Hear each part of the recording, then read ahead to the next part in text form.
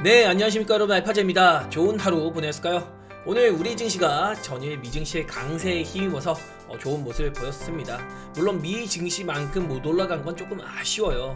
그 중간에는 오늘 우리 시장에 금통위가 있었습니다. 금통위에서 금리 동결을 했는데 당연히 동결을 해줬어야 됐거든요. 근데 이제 시장에서는 인하에 대한 기대감이 존재했었다. 근데 사실 인하를 하면은 오늘 하루 잠깐 올라갈 수 있는데 전반적으로 이 금리 격차에 따른 수급의 악화가 이어지거든요. 그래서 지난 24년 11월에도 부동산은 부약을 위한 금리 인하가 실시가 됐고 연준과 우리 시장의 금리가 벌어지면서 고생을 했던 그런 구간이 있었습니다. 우리의 금통위는 1, 2, 4, 5, 7, 8, 10, 11 이렇게 많은 숫자의 금통위가 있거든요. 그래서 1월 말에 FOMC를 확인하고 나서 2월 금통위에서 뭐 인하를 할 수도 있는 거고, 지금의 기조라면 인하 못하겠죠. 아마도 동결을 하는 게 무난하게 시장의 템포에 맞춰가는 금통위의 판단이 되지 않을까 싶습니다. 지금은 뭐 금리로 인한 부양보다는 환율을 잡는 금융 당국의 정책이 더 중요할 것이다. 그리고 무엇보다 정치 이슈가 해소가 돼야겠죠. 계엄에 대한 우려감이 어제 많이 줄어들었잖아요. 그런 수급에 대한 완화가 우리 시장에 반영이 되고 있지 않다. 그러나 빠르면은 2월쯤에 어떤 결론이 나올 것 같아요. 그래서 정치 이슈가 해소되는 순간 우리 시장에 본격적인 랠리가 이어질 것 같고, 그 전에도 어느 정도의 상승을 조금 더 기대하고 싶다. 그래 놓고 정치 이슈가 해결되면 본격적인 우리 증시의 랠리를 한번 기대해보고 싶다. 이렇게 큰 뷰를 얘기 드려보겠고요. 코스피의 경우에는 아직도 박스권에 갇혀 있어요. 이제 박스권을 뚫을까 말까 이러고 있는데, 지금의 구간은 어제도 설명드렸지만 지난 24년 8월 5일에 서킷 브레이커를 맞고 나서 한 번의 반등이 나왔던 정도의 구간이다. 그래서 지금 이 정도 올라와서는 여러분의 계좌가 엄청 드라마틱하게 좋아진다? 그런 건 아닌 것 같고, 지금 정도면 이거 추세가 돌아서나? 라는 기대감 속에서 포트폴리오의 재조정, 진짜로 주도주가 될 수 있는 종목, 성장주 이런 쪽으로 뭔가 갈아타는 대응을 하기가 굉장히 좋은 구간이다. 그래서 저희도 지금 기존에 보유하고 있던 방어적인 종목을 공격적인 성장주로 옮기는 전략을 좀 준비하고 있거든요. 뭐 많이 옮기기도 했는데 조금 더 액티브하게 대응할지 조금만 더 찍어 먹어보려고 합니다. 그래서 단기적으로 코스피도 요렇게 박스권을 보면서 오늘 2535포인트 도전을 했는데, 야, 이거 돌파 결국 못했거든요. 그래서 내일 다시 한번 돌파하는 거 기대해보고 싶고, 또 큰 틀에서는 이렇게 작년 11월부터 이어진 하단 박스권 상단에 존재하고 있습니다. 그래서 여기를 넘어서면 일단 구간적으로는 한 2650포인트, 요 구간에선 직전에 반등했던 매물벽이 조금 있을 것 같고요. 그리고 200일선도 존재하고 있거든요. 그래서 2535포인트를 돌파할 때는 일단 2650포인트 여기까지는 무난한 공략을 한번 보고 싶다. 그리고 나서 제가 보는 거는 2750포인트 요 구간까지는 그래도 코스피가 큰 저항 없이 뚫고 올라갔다가, 그리고 조금 내려와서 잠깐의 쉬는 시간 가지고 나서 정치 이슈가 해결이 되거나 아니면 새로운 정부에 대한 정책 기대감, 혹은 반도체 기업들의 실적 개선세, 코스피의 자연 반등적인 요소가 아니라 진짜 우리 시장의 모멘텀이 부각되는 상승을 올해 내내 기대하고 싶다. 그래서 저는 올해 내내 조금 더 강세에 대한 전망을 계속해서 여러분께 드리고 있습니다. 자, 그리고 코스닥의 경우에는 오늘 부랴부랴 진짜 코스닥도 고생 많이 했어요. 오늘 723포인트에 걸려가지고 와, 몇 번을 도전하다가 겨우 뚫어서 726포인트 정도까지 올라갔다 온 것 같거든요. 오늘 755포인트까지 돌파했다가 결국에는 오늘 종가에는 이 박스의 상단에 걸려있는 모습입니다. 그래서 내일까지 상승을 볼 때 오히려 오늘보다 내일 우리 시장의 상승세를 더 기대하고 싶다. 무엇보다 어제 HLV가 눌렸던 시세를 복구시키면서 제약업종 지수 200일선 위로 잘 얹어놨고, 여기도 지금 박스에 걸려있거든요. 그래서 제약업종 같은 경우는 제가 기존에 얘기 드렸던 1500포인트 여기까지는 일단 올라가 놓고서 제약바이오가 가네만에 얘기하는 거 논해야 된다. 그리고 2차 전지도 지금 추세를 열심히 돌리고 있는 상태고요. 반도체 종목도 직전 박스 구간과 연결되는 구간, 요런 정도, 요렇게 연결되는 시세 정도를 지금 이루고 있다는 거. 그래서 제약바이오나 반도체 같은 경우는 무난하게 종합지수와 키높이를 맞추고 있는 정도고, 오히려 2차전지 같은 경우가 키높이가 안 맞는 상황이다. 이 정도로 평가를 할 수 있을 것 같습니다. 오늘 시세가 어떻게 흘러왔나 보면은 역시 주인공은 바이오가 가장 강한 모습을 보였어요. 그래서 서브로 로봇주가 중간에 올라오고, 태양광이 오늘 굉장히 강했죠. 그래서 이런 것들이 오늘 특이점이 있는 종목들의 흐름이었고, 시세를 본다면 2차전지 같은 경우는 시가를 형성하고 나서 잠깐 올랐다가 눌리는 모습을 보였습니다. 그리고 제약바이오는 아침에 지지부진한 모습을 잠시 보이다가 추세적인 상승을 보이다가 마지막에 살짝 쉬면서 마감이 됐고, 반도체 같은 경우도 아침에 치고 올렸어요. 아침에는 M7 종목들 미국에서 강세 보이니까 갭 떠서 시작했다가 소폭 눌리면서 마감이 됐는데, 그래도 반도체는 갭이 많이 떠서 강세 흐름을 유지하면서 끝났다. 그리고 제약바이오는 갭이 많이 안 떴죠. 그래서 아침에는 시선을 반도체가 먼저 끌어놓고 그 다음에는 2차전지가 끌었다. 그 틈에 제약바이오는 스멀 뒤에서 조용히 올라오더라. 2차 전지도 갭이 많이 떴거든요. 어제 테슬라가 무려 8%가량 상승세를 보였잖아요. 그래서 제가 어제 영상에서, 그리고 최근에 영상에서 강조드린 게 뭐죠? 아침에 시가 강세 보이는 업종 절대로 하면 안 된다고 했습니다. 저도 오늘 2차전지 테슬라가 강세 보이고 알버맥까지 리튬 관련주까지 강세 보여서 야, 이거 2차전지가 오늘 재밌겠는데? 라는 생각으로 처음에 동시효과 준비를 했거든요. 그런데 동시효과에 갭이 딱 뜬 걸 보고서 여러분 2차전지 오늘 접습니다. 그나마 반도체 같은 경우는 M7이 엄청난 강세를 보여서 오늘 안 가더라도, 오늘 시세를 시가를 만들어 놓고 안 가더라도 SK 하이닉스도 시가 자체가 5%대 시작을 했기 때문에 반도체는 오늘이 아니라 내일이라도 후행성으로 움직일 수 있다 라고 얘기 드렸는데 2차 전지는 단기적으로 뭐 낙폭과대 쪽으로는 굉장히 매력은 있지만 오늘 너무 설쳤다. 그리고 누가 생각하더라도 오늘 단타 트레이더가 있다면 웬만한 단타 트레이더들 오늘 만약에 2차전지 이렇게 갭 떴다? 무조건 2차전지 안에서 매수세 붙을 가능성이 있다. 특히나 에코프로 비행 같은 경우가 최근에 굉장히 좋은 모습 보이고 있어서 2차전지 쪽으로 유혹적인 모습을 보일 수가 있거든요. 근데 2차전지도 녹록치 않을 겁니다. 그래서 그 증거로 오늘 LNF 같은 경우가 상승세 보이다가 오늘 하루 종일 내내 마이너스권을 왔다 갔다 했거든요. 그래서 LNF 같은 종목이 뭐 테슬라랑 연관도도 높고 LG엔솔도 마찬가지죠. 저도 LG엔솔을 오늘 좀 관심을 단기적으로 좀 볼까? 라고 생각했는데 아침에 시가 뜨는 거 보고서 이거 오늘 2차전지가 날아가든 뭐하든 난 2차전지 안 본다. 이렇게 딱 집어넣고 넘겨놓고 시작했거든요. 그리고 제약바이오가 오늘 상대적으로 약할 거라고 생각했어요. 근데 제약바이오가 역시 성장주의 날이다시피 강세 흐름 잘 보여줬고, 반도체를 비롯해서 로봇주 그리고 태양광까지 강세를 보인 그런 하루였다. 그래서 코스닥이 오늘 좋은 모습 여전히 이어갔다. 그리고 미국 증시 같은 경우는 나스닥이 오랜만에 반등했는데 뭐 나스닥도 이렇게 하향 추세로 대충 볼 수 있잖아요. 여기를 뚫어서 오늘도 추세 상승을 해준다면 그래도 미국 증시가 아직 견고하구나. 그리고 인플레에 대한 우려를 PPI 예상치 보합으로 나오면서 그래도 아직은 막 인플레 너무 걱정하지 않아도 되겠네. 뭐 금리 인하까지 기대할 정도는 아니지만 그래도 이건 어쨌든 코코 기기로 뭐 전일에는 PPI 지표로만 보더라도 뭔가 CPI의 최소한 부합은 나오겠지? 라는 거 예상할 수 있었거든요. 그런데 어쨌든 뭐 그냥 부합 나왔다고 좋다고 이렇게 올린 것 같아요.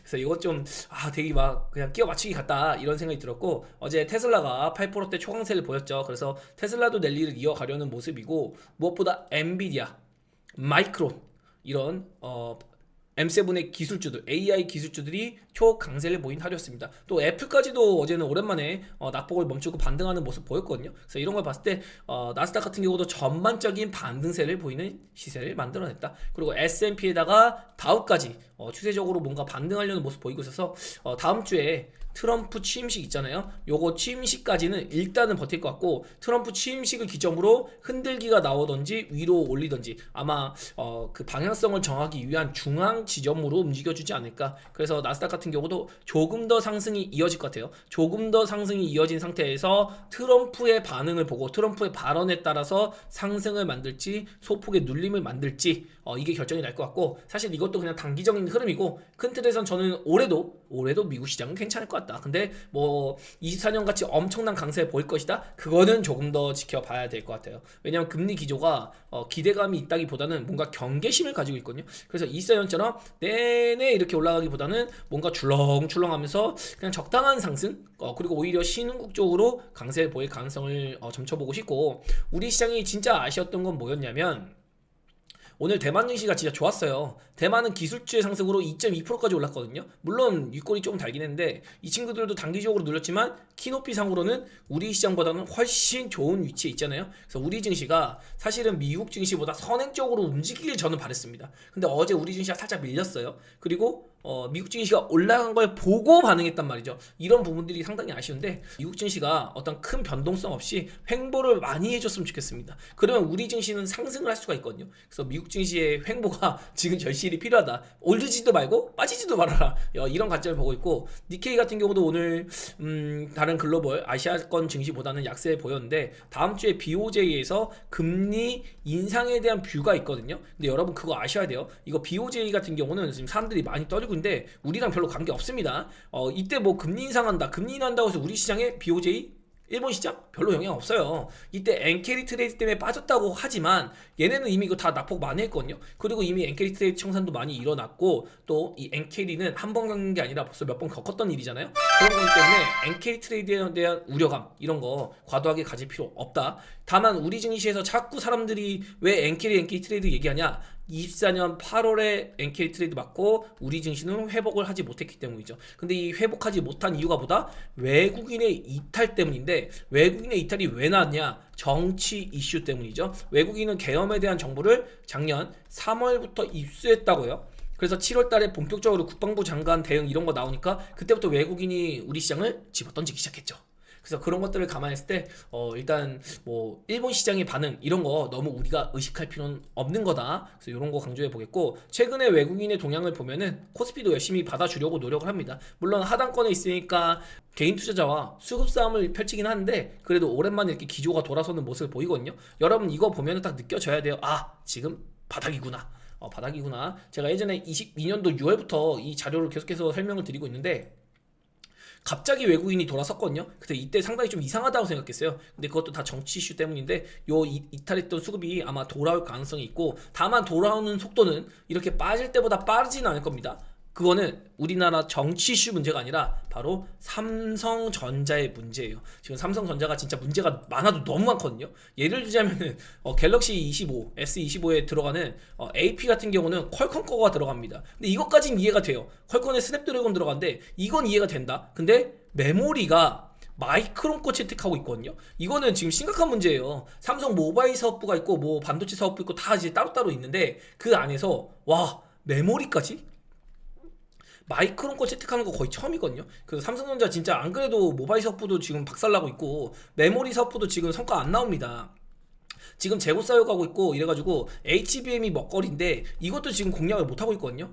그래서 뭐 이 설명을 하자면 한참 길어져서, 예를 들자면 삼성전자에도 주요 인력을 파운드리 사업부 키우겠다고 메모리 사업부의 고급 인력을 다 이쪽으로 보냈단 말이죠. 근데 막상 파운드리 사업부 보내니까 SK 하이닉스 쪽에서 파운드리에 들어가 있는 이 메모리 주력 인사들이 많이 넘어갔습니다. 그래서 HBM 쪽으로는 하이닉스가 엄청나게 성장을 했죠. 물론 삼성전자가 파운드리 키우고 싶은 욕심, 파운드리를 키우고 싶어하는 비전 이런 것도 다 이해는 돼요. 근데 당장의 본업인 메모리 쪽으로 문제가 생겨버리니까 어떻게 했죠? 파운드리로 보냈던 핵심 인력을 다시 메모리 사업부로 데려왔습니다. 근데 문제는 파운드리 사업부에 갔던 주요 인력들, 연구 인력들이 이미 SK 하이닉스로 많이 빠져나가고 난 뒤였어요. 그래서 지금도 파운드리 사업부에서 물론 메모리 사업부 가서 열심히 수율 잡으려고 하는데, 당연히 예전에 있던 메모리 사업부의 핵심 인력들이 넘어가 있는 상황이기 때문에 속도 자체가 더딜 수밖에 없는 거죠. 그래서 시장에서는 HBM4를 공략한다고 하는데 이거 가능한 거 맞니? 라는 얘기하고 있는 거거든요. 그래서 뭐 삼성전자 얘기하면 한도 끝도 없어가지고 대충 지금 삼성전자는 진짜 지금 문제가 많다. 그래서 이거 삼성전자가 빠른 속도로 올라오는 게 마냥 쉽지만은 않은 일이다. 그리고 제가 얘기했던 것 같이 여기서 저점 찍혔을 때 그랬죠. 올라오더라도 박스권 만들 수 있습니다. 그리고 이거 종합지수 올라간다고 해도 삼성전자가 6만원 초반대 가면 여기서 이만큼 또 행보할 수 있어요. 그래서 삼성전자 진짜 완전 고구마탕 먹을 준비를 조금 하고 있어야 될 것 같다. 그래서 이거 진짜 오늘은 외국인이 그래도 500 정도 잡아줬는데 좀 답답하고, 하이닉스 같은 경우 제가 대놓고 얘기 드린 것 같이 일단 30만원. 누군가 지인이 물어본다면 그냥 여러분 머리 쓰지 마시고 하이닉스 사라. 어차피 간다. 하이닉스는 저는 신고가 간다고 보고 있거든요. 그래서 하이닉스는 아직도 갈 길이 멀다. 요거 분명히 강조드릴 수 있을 것 같습니다. 그래서 하이닉스도 단기적으로는 여기서 단기 차익을 볼 수 있는 구간이에요. 그리고 얘기 드렸고, 눌림목 나왔죠? 눌림목 나오니까 이 파랑색 라인이 올라갔습니다. 그래서 이 괴리가 생기니까 오늘 또 급등으로 올라가요. 그래서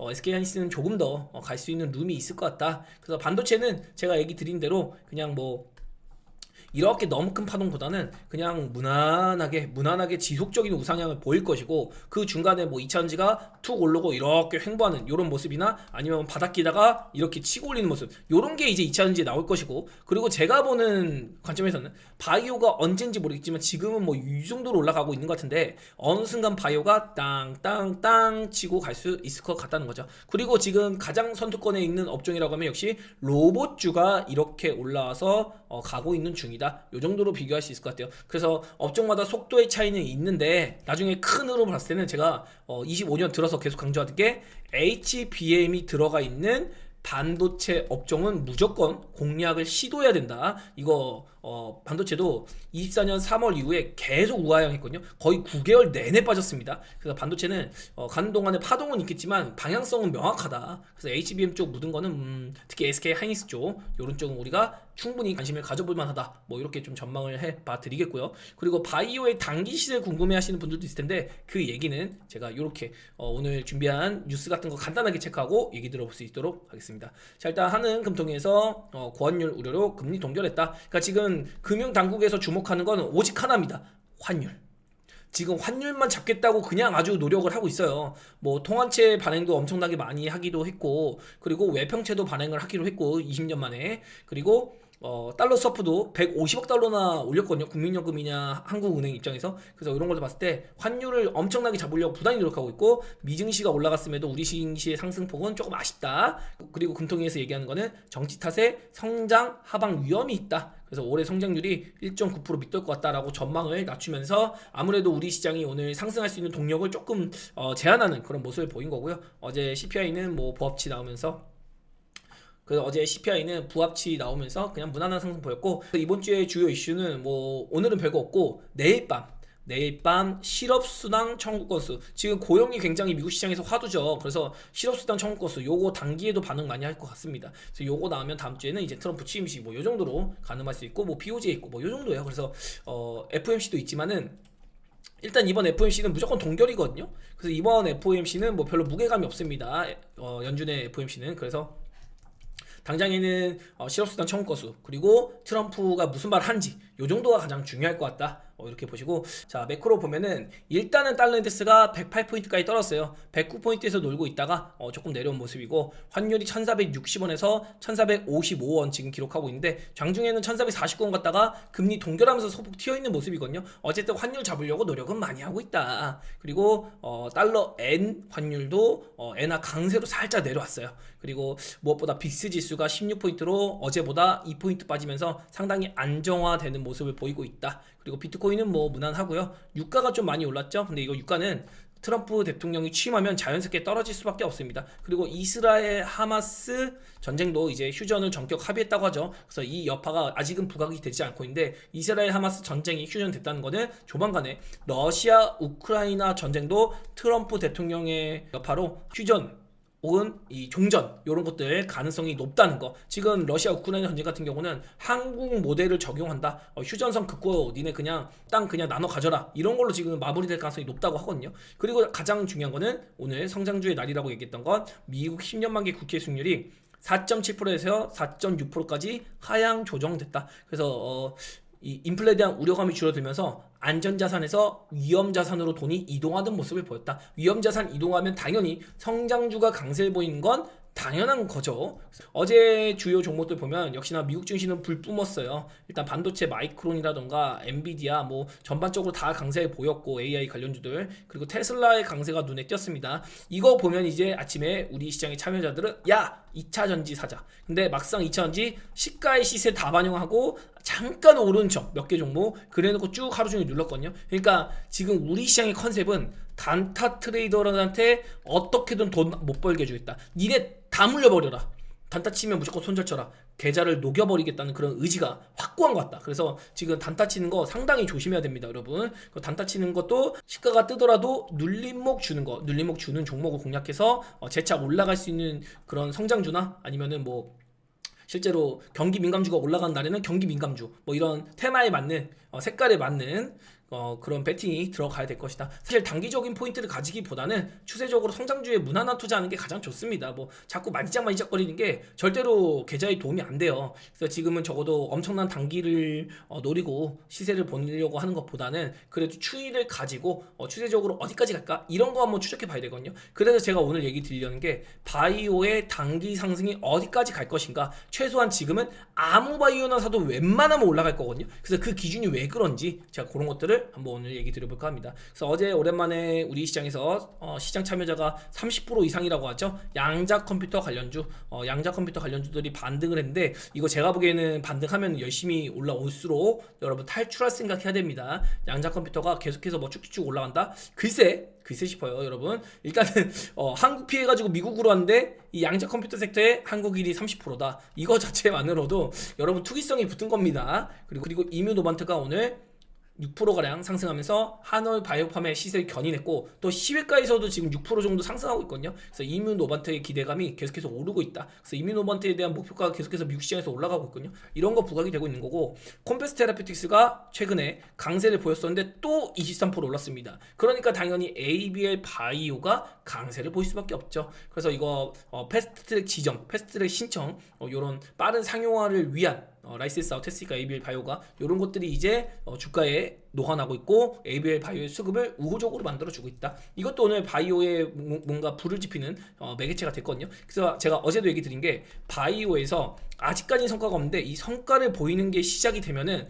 업종별로 세부 섹터별로 강세해 보일 것이다. 근데 그 부분에서 컴퓨터 테라피스트나 이뮤노반트가 올라가면서 ABL 바이오, 한올 바이오파마 이런 종목들이 강세해 보인 정도고요. 전체적인 수급을 보면 오늘 하루 종일 개인 투자자는 5천억가량의 순매도를 쭉쭉쭉 이어갔다. 그리고 외국인이 그 자리를 채워줬고요. 코스닥에서도 완벽하게 갈립니다. 시작하자마자 개인 투자자는 이 흔들기를 이기지 못하고 또 시가가 강하게 떴으니까 지금이라도 팔아서 미국 시장 가야지 하고 매도세를 만들어 버렸습니다. 최근에 얘기 드린 것 같이 시장이 본격 상승이 나면 개인 투자자는 털릴 수밖에 없는 구조, 털릴 수밖에 없는 심리를 시장에서 만들어주고 있다. 그래서 개인 투자자가 코스닥 시장에서도 2천억이 넘는 매수세를 보였어요. 어제는 단발적으로 HLB에 대한 매도세가 많았는데 제가 어제 HLB 브리핑 드렸을 때도 이거 이렇게 누릴 건 아닌데 승인 기대감이 높아지는 거다. 다만 단기적으로 한 달간 나올 게 없기 때문에 어느 정도 그냥 박스권 횡보세를 보일 것이다. 요 정도로 얘기 드렸거든요. 아마도 HLB가 오늘 강하게 올라왔지만 추가적인 상승을 보이더라도 상방 제한적인 모습을 며칠간은 보일 수 있다. 그리고 나서는 저는 개인적으로 FDA 승인 난다고 생각하는데 아마 그 전까지 조금 불확실성에 대한 횡보세가 이어질 수 있지 않겠나 이런 정도 생각하고 있고 장중에 프로그램이 이렇게 쭉쭉쭉 잘 땡기다가 갑자기 상승세를 멈췄거든요. 이것도 금통이 금리 동결이 나오다가 이렇게 횡보를 했고 누른 거는 그냥 수급 가지고 한번 쭉 눌러봤다. 근데 이 누른 게 아마도 풋 포지션을 청산하는 게 아니었을까. 그래서 오늘 풋 포지션 청산이 굉장히 많이 들어왔거든요. 규모상. 그래서 이런 것들 조금 흐름이 있었고 그리고 하이닉스나 삼성전자 두 종목은 양봉을 만들었지만 코스피의 대다수의 종목들은 딱 보셔서 아시겠죠? 음봉이 많아요. 시가의 가격이 형성이 되고 음봉이거든요. 음봉. 그러니까 오늘 아침 시가에 무언가 매수를 들어갔다. 그러면은 물렸구나. 이런 거를 가늠해 볼 수 있는 겁니다. 그래서 제가 요즘에는 동시효과 딱 보고서 시가에 매수가 들어간다. 이런 거는 상당히 조심해야 될 부분이 있다. 이 정도로 얘기를 들어보는 겁니다. 그래서 전반적으로 아침 브리핑에 드린 얘기 그대로 이렇게 달러 인덱스 진정되고 있고 10년 만기 채권 수익률, 빅스지수 모든 게 시장에 긍정적인 방향을 하고 있고 무엇보다 매크로의 안정화 그리고 정치권 이슈의 일부에서 이스라엘 하마스의 중동 리스크 완화 이런 것들이 다 우리 시장에 녹아났어야 되는데 제 생각보다는 덜 갔어요. 일단 제 생각보다는 상승폭이 조금 아쉬웠다. 이 정도 있는 거고 그래서 우리 시장이 선제적으로 움직이는 그런 흐름이 필요한데 일단 오늘도 미국 시장을 추종하는 건 다소 좀 아쉬운 그런 시세를 보였습니다. 오늘 미국 시장이 조금 더 강세를 보인다면 일단 이 박스권 정도는 빠르게 탈피를 해주는 게 좋지 않겠나. 그리고 오늘 코스피도 상대적으로 삼성전자 하이닉스만 강세 보인 건 진짜 아쉬운 일이에요. 저는 그냥 우리 시장이 이렇게 눌림목 없이 더 쭉쭉쭉 갈 수 있다고 생각하고 있었거든요. 근데 이렇게 눌림목 주는 시간조차 너무 아깝다. 그래서 제가 너무 긍정론자가 된 게 아니라 시장을 보는 시선을 조금 더 객관적으로 냉정하게 봤을 때 지금 조심하는 시기보다는 또 매크로나 경제지표, 트럼프 이런 이슈에 휘둘리는 것보다는 너무나도 우리 시장이 가격 메리트가 있기 때문에 지금은 그런 거 약간 뒤로 제쳐주고 조금 멍 잡는다고 하죠. 멍 때리면서 그냥 좋은 포트폴리오 체크해놓고, 만약에 내가 가지고 있는 포트폴리오 종목이 초급등이 나와요. 그럼 이제 이런 초급등이 나온 종목을 키높이가 낮은 종목으로 살살살살 옮겨주는 그런 정도의 준비만 해두면 되고, 내가 어떤 종목으로 옮길지, 어떤 종목으로 다각화라고, 어떤 종목으로 세팅할지, 이런 거를 좀 더 집중하자. 뭐 이 정도로 강조를 드리겠습니다. 그리고 오늘 제가 제약바이오 단기 시세가 어디까지 나올까 이런 얘기를 한번 해봤는데, 여러분 다른 거 생각할 거 없어요. 뭐든지 키높이를 보는 건데, 일단 지금 리가켄바이오의 키높이가 상당히 좋은 위치에 있습니다. 벌써 신고가 위치 비슷하게 와 있고, ABL 바이오 같은 경우도 올해 ABL 바이오가 나올 게 많다고 해서 24년에 무슨 얘기했죠? 리가캠이나 알테오제는 저는 단기 수렴하는 그런 시간이 필요할 거다. 박스권 횡보할 수 있는데, ABL 바이오는 후발 주자로 강세 흐름을 보일 수 있다. 그 중심에는 나올 것들이 있기 때문인데, 기술 이전 같은 거. 그래서 지금 ABL 바이오도 박스권 뚫고 이제 출발을 하는 것 같죠. 거기다가 뭐 초록 시그널 뜨고 노랑 바탕 나오고 이래저래 갈 수 있는 환경이 나왔는데, ABL 바이오 이거 과연 한 방짜리일까? 제가 보기에는 더 갈 것 같거든요. 그래서 ABL 바이오도 좋지만 뭐 에이프릴 바이오 이런 것들은 이제 키높이가 알테오젠만큼 박스권을 돌파하지는 못하는 모습을 보이고 있어요. 근데 이런 종목들조차도 다 상승할 수 있고, 3천당 제약도 가끔씩 얘기 드리고 있는데, 요거 수급만 보더라도 살짝 이 부분에서 의심은 갔거든요. 단기적으로 이렇게 나갔는데, 사실 요즘에 이 표가 크게 의미가 없어서 저도 의미 부여는 안 하려고 하는데, 이때 진짜 뭔가 느낌이 깸찍했거든요. 근데 이게 단기 조정 끝내고 쭉쭉쭉 땡기는 모습을 보였다. 그래서 제가 보는 3천당 제약은 그래도 18만 5천원 정도, 일단은 18만 5천원 찍어 놓고, 그리고 미국 아일리아 시밀러 이것도 승인 난 거 진짜 대박재료라고 했어요. 여기서 횡보할 때도 이거 아닌 것 같은데, 그냥 가야 되는데 라고 얘기 드렸거든요. 그래서 3천당 제약도 조금 더 갈 수 있습니다. 다만 뭐 비만 치료제나 이런 걸 너무 모멘텀으로 보진 마시고, 제가 보는 시선에서는 아일리아 요거 가지고 승부를 한번 3천당 제약에서 보는 거다. 근데 이 다음에는 얼마나 갇힌 건지 저는 3천당 제약을 막 엄청 매수 관점으로 보고 있진 않거든요. 그래서 그렇게 봐주시고, 그리고 보로노이도 오릭 파마의 파이프라인이 부각이 되면서, 오릭 파마의 파이프라인의 가치가 $20로 목표 주가 나왔거든요. 그래서 부각이 되고 있는데, 사실 보로노이 주가가 먼저 움직였어요. 그래서 이거 뭐 추가적으로 그 오릭 파마의 영향을 받아서 올라간다? 제가 보기엔 그거는 힘들 것 같아요. 그래서 보로노이 같은 경우도 올해 리가케미나 알테오진 같이 조금 쉬어주는 시간이 필요하지 않을까? 저는 그 정도로 생각하고 있습니다. 저도 예전에 보로노이를 진짜 바닥부터 매매를 했고, 여기서부터 이 노란 시그널을 매매했거든요. 그래서 이거 쭉쭉쭉 가져도 와봤고, 그리고 여기서도 매매해서 여기 한 7만원 요 부분까지 한번 했거든요. 그 이후에 안 건드리고 있는데, 왜냐면은 지금 보로노이가 나올 게 별로 없어요. 이미 어느 정도 노출이 되어 있습니다. 재료가 나오더라도 재료 소멸이 될 수 있어요. 그래서 보로노이는 신규 진입하기에는 좀 적합하지 않을 것 같다. 특히 폐질환 치료제 쪽, 뭐 GI 이노베이션 제가 내내 조심하자, 내내 아니다, 항상 얘기 드리고 있고, 오스코텍 아니에요. 유한양님도 제가 보기에는 그냥 쭉 무난한 우상향할 수 있는데 뭐 엄청 재밌을 것 같지 않고, 그리고 비만 치료 쪽으로 D&D 파마텍이 대장으로 쭉쭉쭉 잘 가지고 있죠. 이 친구는 나올 데이터가 이것저것 많이 있어서 올해 좀 기대가 되는 거고, 조정을 많이 주면 많이 줄수록 뭔가 분할로 좀 관심을 가져볼 수 있겠죠. 그리고 페트론이 오랜만에 강세를 보였는데, 아직도 뭐 연초 대비해서는 시세가 지지부진한 정도고, 인벤치 랩이 3자 배전 유증까지 하고 12도 하고 최근에 좀 좋은 모습 보이고 있는 것 같거든요. 또 대표님이 되게 적극적이세요. 그래서 이런 걸 봤을 때 인벤치 랩도 뭐 긍정적인 흐름을 기대해 볼 수 있을 것 같다. 시총도 낮고 하니까 사실 시총 낮은 거에 비해서는 굉장히 가지고 있는 재료들도 풍부하긴 합니다. 그래서 그런 것도 있고, 올리스 같은 경우 제가 내내 조심하자. 특히나 이제 3월달 되면은 관리 종목 우려감이 있거든요. 회사에서는 아니라고 하는데 올릭스를 두고서 관리 종목 어쩌고저쩌고 말들이 있더라고요. 저도 자세한 내용은 안 봤는데, 그걸 떠나서 그냥 항상 바이오는 뭐라 그러죠? 대주주가 중요하다고 하잖아요. 대주주가 굉장히 도덕적이거나 윤리적인 분이 있는 쪽으로 투자를 해야 됩니다. 근데 그런 부분에서 올릭스는 글쎄요. 네, 글쎄. 여기까지 좀 안티는 좀 짧게 하도록 하겠습니다. 네, 그리고 HLB 같은 경우도 어제 우리 베타제 분들께 얘기 드린 건 내려왔다 올라갔다가 여기서 이렇게 횡보할 거다. 그래서 지금 200일선 쪽으로 수렴하고 있는데, 제가 보는 기준은 8만원 초반에서 7만원 후반 요 구간까지 해서 그냥 이렇게 박스권 정도 만들어 주다가, 이제 3월달 얼마 안 남았어요. 이제 2달밖에 안 남았거든요. 그 전에 FDA 승인 나오면 그때는 뭐 이제 시세가 좀 좋은 시대에 한번 보일 수 있겠죠.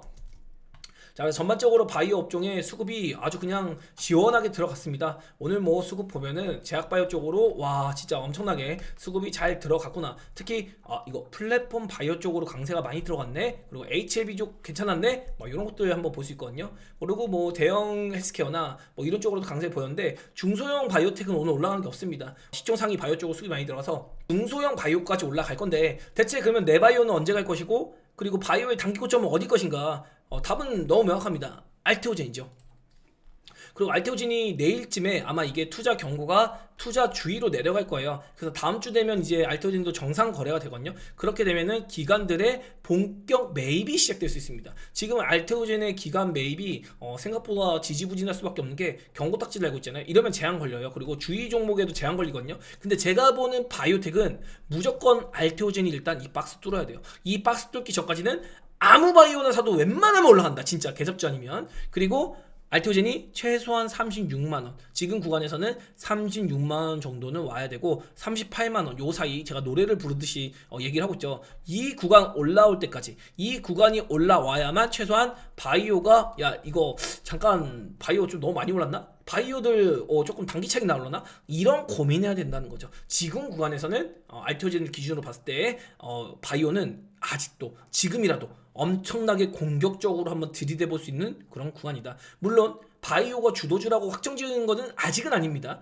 아직은 확정짓기 힘든데 바이오든 반도체든 2차전지든 뭐 로봇이든 어쨌든 주도 업종이 어딘가에서 나올 거예요. 근데 아직은 전반적인 상승이 나오는 그런 장세 속에서 저는 바이오를 가장 유력하게 보고 있다. 이 정도로 설명을 계속해서 드리고 있고요. 그리고 오늘 2차전지 보시면은 전반적으로 좋다 안 좋다 이런 걸 논하는 게 아니라 음봉입니다. 오늘 테슬라 보고서 아침에 붙은 사람도 굉장히 많을 거예요. 그 사람들 물먹이는 겁니다. 일단은 최소한 뭐 에코프로 BM만 하더라도 한 30% 정도는 더 추가로 그냥 쭉쭉쭉 올라갈 수 있지 않을까. 이것만 보더라도 단기 반등만 보더라도 괜찮은 정도의 구간이 있다. 2차전지 같은 경우. 그리고 양극재 같은 경우는 이제 1분기부터 수익성이 좋아지거든요. 2분기부터는 실적이 찍히기 시작합니다. 그래서 양극재를 필두로 실적 개선이 생기는데 이번에는 양극재뿐만 아니라 전해액이라거나 분리막, 음극재까지 동시에 다 좋아지거든요. 4대 소재가 다 괜찮아지는 구간인데 리스크적으로 볼 수 있는 건 셀 기업들의 이익단이 아마 3분기부터 본격 개선세가 생길 거다. 이런 얘기가 나오고 있어요. 저도 원래 그래서 코스피의 전기차 업종, 파동상으로 코스피의 전기차 업종이 강세 보이지 않을까? 라는 생각을 했는데 생각보다는 전기차 업종의 개선세가 조금 더 돌다리를 두들기듯이 보고 가야 될 것 같다. 하지만 뭐 2차전지는 전반적으로 이제는 너무 겁먹을 필요는 없는 것 같아요. 아직도 1차적인 이런 반등세만 보더라도 훨씬 더 많이 올라갈 수 있을 것 같습니다. 다른 거 기준으로 둘 게 아니라 최소한 LG 에너지 솔루션이 42만원 갈 때까지, 아까 알테오젠이 36만원에서 38만원을 보면서 바이오의 최소한의 반등치를 보자 라고 얘기 드렸잖아요. 그럼 LG엔솔로 한번 보는 겁니다. 42만원. LG엔솔이 최소한 지금부터 15%에서 20% 정도 올라가면 그러면은 뭐 다른 2차전지 관련주도 최소한 30% 올라가지 않을까요? 그럼 LG엔솔이 이 구간 올라올 때까지는 여기 올라오면 이제 또 200일선 수렴하는 그런 시세가 필요합니다. 그래서 이 구간까지는 그냥 2차전지도 눈 감고 한번 기다려볼 만하다. 이 정도 얘기 드려보겠고, 반도체는 처음에 얘기했듯이 그냥 추세적인 상승. 그리고 한미 반도체만 보더라도 이제 10만원입니다. 요거 지금 이 구간에 매물 소화하려고 여기서 찌그덕찌그덕 거리고 있는데 어느 순간 200일선 돌파할 거예요. 지금도 올라오다가 200일선 맞고 잠깐 눌림목 주는 거거든요. 제가 보기엔 무난히 한미반도체도 14만원까지 앞으로 30-40%는 그냥 올라갈 수 있어요. 그래서 지금은 뭘 가지고 있는 게 중요한 게 아니라 잘 가지고 있는 게 중요한 거예요. 뭐 이거 조금해서 저거 붙고 조금해서 저거 붙고 막 자꾸 만지작 거리기보다는 요즘에 오징어 게임 유행어 있잖아요. 얼음 하고 그냥 얼음하고 잘 가지고 계시라. 그리고 한미반도체가 지금 HBM 대장주인데 거래량 터지면서 올려놓고 지금 거래량 죽이면서 숨고르기 하고 있잖아요. 이런 거 봐서라도 뭐 반도체도 상당히 좋다. 다만 지금 최근에 유리기판 같은 거 엄청 많이 움직이거든요. 저는 개인적으로 유리기판주 너무 여러분이 욕심내지 않았으면 좋겠다. 유리기판주 굉장히 뭐 미래지향적이고 잘 나가고 이런 거 다 이해는 하는데 아마도 HBM 관련주가 적극적으로 움직이면 상당히 좀 재미없어질 수가 있다. 요 정도까지 설명을 드리면서 업종적인 얘기들 쭉쭉쭉 해볼 수 있도록 할게요. 그리고 일단 중요한 것보다 알테오젠이 만약에 요 박스권 32만 7천원 32만 7천원을 뚫어버리는 모습이 나오면 아마도 그 날은 바이오가 파티하는 날이 될 수도 있다. 아직 바이오 출발도 안 했어요. 바이오 출발도 안 했으니까 알테오젠이 뭐 가지고 있든 가지고 없든 저거 올라가길 바라야 되는 게 맞다. 바이오 종목 가지고 있는 분들은. 그리고 어제 낙폭 보여드렸죠. 바이오테크 이제 오늘까지 계산해도 아직도 종합지수상으로 16%밖에 안 올랐어요.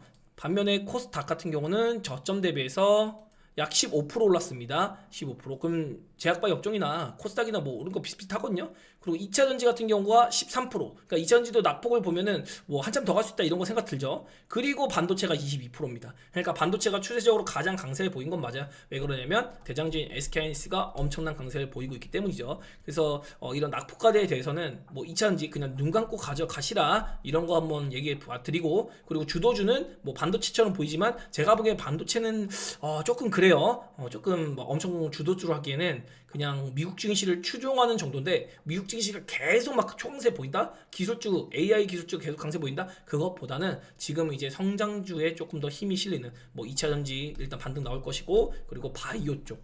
미국에서도 지금 바이오 쪽이 완전 빈집이거든요. 그래서 미국의 바이오테크도 이제 움직일 때가 됐어요. 그래서 우리 미국 시장의 바이오테크도 뭐 컴패티 테라피utics 움직여 보시겠지만 이뮤노반트나 오릭파마나 뭐 우리 기업이랑 연관이 있기 때문에 보지만, 그거 말고도 리커전이라든가 AI 반도체도 굉장히 좋아지고 있거든요. 슈레딩거도 그렇고요. 그래서 이런 미국 시장의 바이오테크의 공백, 이런 것도 우리가 분명히 한번 눈여겨볼 필요가 있겠다. 그래서 저는 요 박스권 뚫으면은, 그리고 알테오젠이 33만원 정도 이제 움직여주면은 바이오가 진짜 본격적으로 확 하고 움직이지 않을까. 알테오젠이 10% 가면은 다른 종목들도 줄지어서 아마 중성주까지 움직이지 않을까, 이런 전망까지 한번 얘기해 보면서 요 정도로 마무리 짓고, 네, 오늘 기분 좋게 시장 움직였는데, 내일까지도 상승하는 거 보고 이제 주말에 한번 다음 주 가늠해 보도록 하겠습니다. 네, 저는 여기서 마무리 짓고 좋은 오후 되세요. 안녕.